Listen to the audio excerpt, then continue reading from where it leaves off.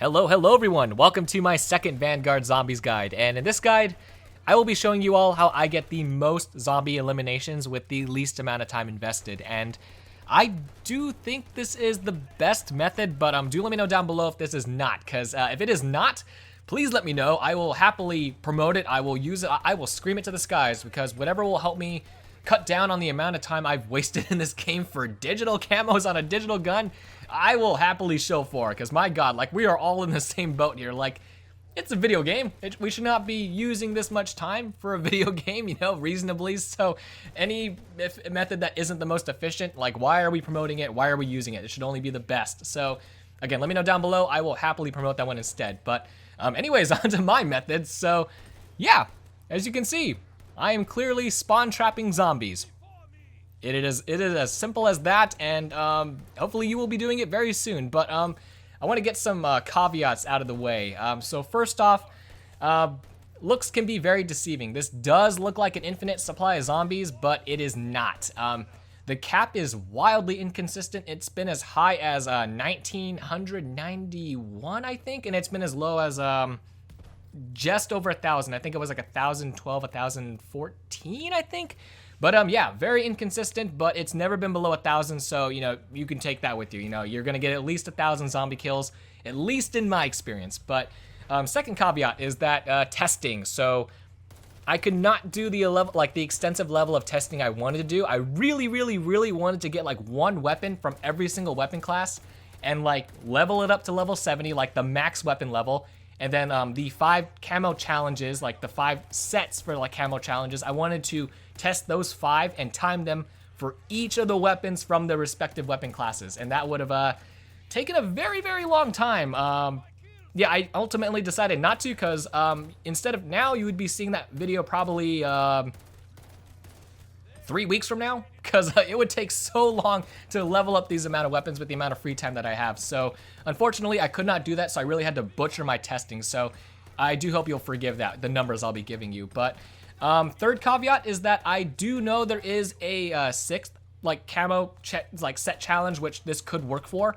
The 4,000 pack-a-punch eliminations, this could work for that, but as you guys know, I am like pro time efficiency. Like, this does not fit my, like, the pack-a-punch method works, but it doesn't fit my like time efficiency like methodology. Like, if it requires too much setup, if it requires like you having to save up for something, or like making a way to buy something, or you have to wait for something, then, you know, it's not worth it in my opinion, or at least like actively making a method for. So this could work for that, you know, but not only do you have to get the 7,500 points to get pack-a-punch, then you gotta start looking for this mode.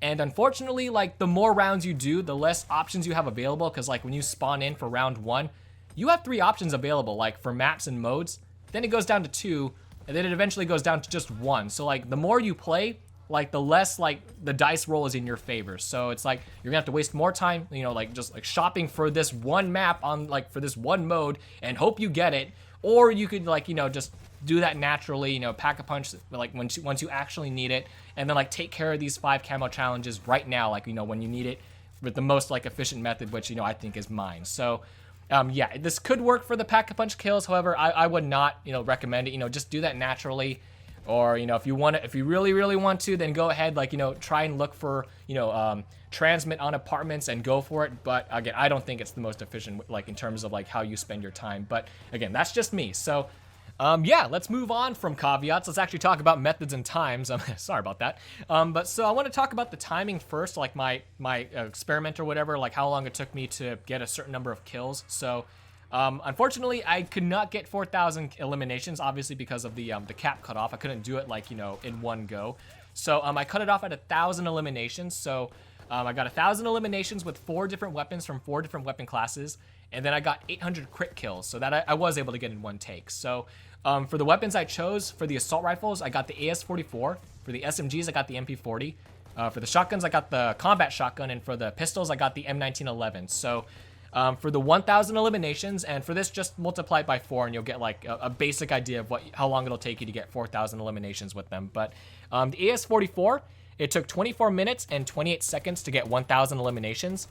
For the MP40, it was 22 minutes and 45 seconds. For the combat shotgun, it was 24 minutes, 33 seconds.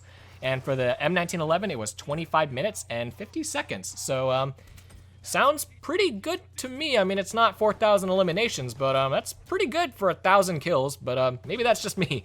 As for the 800 crit kills, the AS44 was 32 minutes and 54 seconds. The MP40 was 21 minutes and 56 seconds. The combat shotgun was 33 minutes and 43 seconds. And the M1911 was 25 minutes, 26 seconds. Again, sounds pretty damn good to me. Again, that might just be me, but again, if you guys want to actually go with my method, I'm gonna show you guys how. So, step-by-step method, the whole cliche thing. So, step 1, as soon as you spawn in on your solo game, you're gonna ignore the zombies to your left. Don't even look at them. You're gonna immediately look to your right, and what do you see? Do you see transmit on apartments? If you don't see that, then leave the game and rejoin. You can do it in as quick as, I think, 15 seconds. I think one time I got it, but like at the very most, it'll take you, I think, 30 seconds. Like that's when the game's being like quote unquote unreasonable, like it's taking a little bit longer than it should to like load up your game. But like 15 to 30 seconds, like that's nothing. So like, just leave the game if you don't find transmit on apartments, and then rejoin until you find it. But once you find it, on to step 2. So load into that one, and you're free to go kill the zombies behind you now. You just want to, again, time efficiency. Like as soon as you see it, you want to run over and jump in immediately. But again, once you click square, if you're on PlayStation 4, as soon as you click square, then you can go kill the zombies behind you. But as soon as you spawn in, step 2, what do you see? Are you upstairs or are you downstairs? If you're upstairs, then unfortunately you got the less successful version of this method, should I say. So with transmit, the closer you are to the end, like the more frequently the zombies will spawn, the faster they'll be, and the more of them that will spawn. So like you'll have aggressive zombies that will actually run, which is impressive for like round 1 zombies.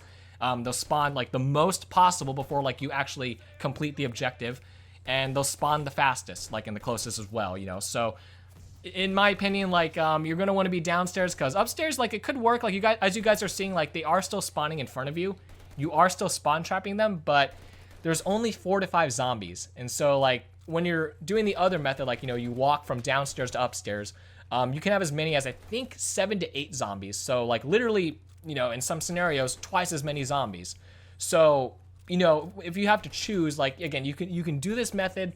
It's going to take you much longer than it would if you spawn like downstairs, make your way upstairs, but it's up to you if you want to stick with it. But I'm going to keep going with this guide as if you spawn downstairs. So once you spawn downstairs, you're going to guide the Aether Orb like normal.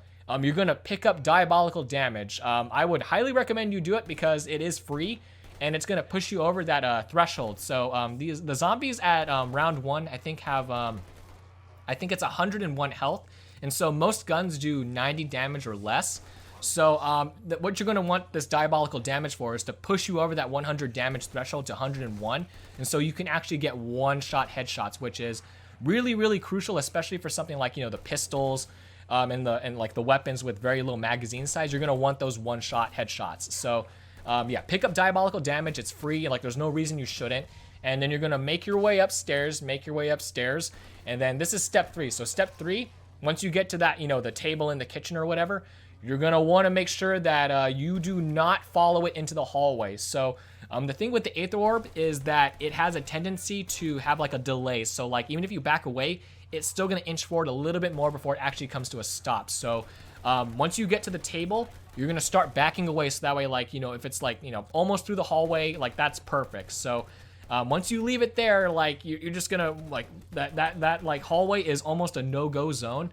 You have a little bit of breathing room because the Aether Orb can actually, push forward a little bit further into the room and not mess up like your spawn trap.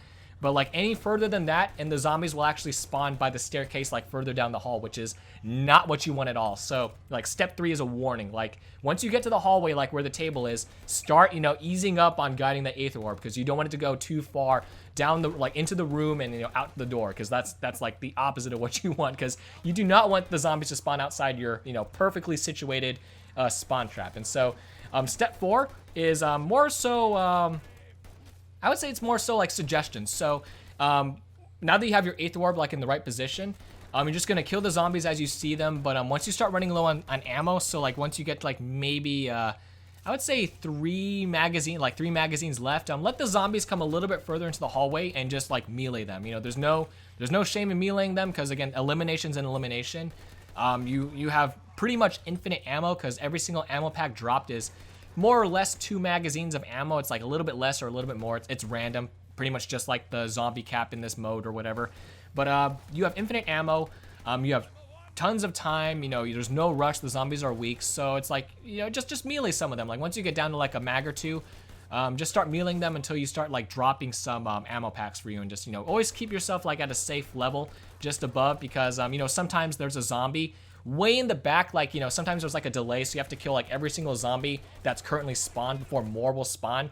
It's a random occurrence. It happens, you know, pretty infrequently, so you really can't bet on it. But like when a zombie's like really slow and it's around the corner, and again, you can't run into that room to go melee it, so you have to wait till it comes to you. So you don't want to be, you know, you don't want to be low on ammo or like have 0 bullets left. So always have a little bit of ammo left in case there's like one straggler, so you can quickly kill it, and then more zombies will immediately start spawning. So that's just my suggestion as a whole. Like, you know, we want to be as time efficient as possible. But yeah, guys, that's basically it. So this is the method. You get transmit on apartments. You make sure you're down below on the bottom floor.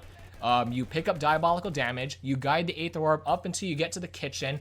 Once you get to the table, you want to start easing up on guiding that orb, because you want to make sure it stays in the room. It doesn't go any further past the room to the door entrance, like leading out to the hallway, because once it goes that far, the zombies will start spawning on the staircase, and that's what you don't want. So you want this perfect spawn trap right here, and you just want to, you know, line them up, keep some like bullets in your magazine, because you want to make sure that in case there's any like straggling zombies, you can just pick it off with 1 bullet, and then like they'll start spawning again frequently, you know, for those really odd occurrences where like the one zombie like spawns and stays, and no new zombies spawn until you kill that zombie. But yeah, guys, hopefully that was helpful.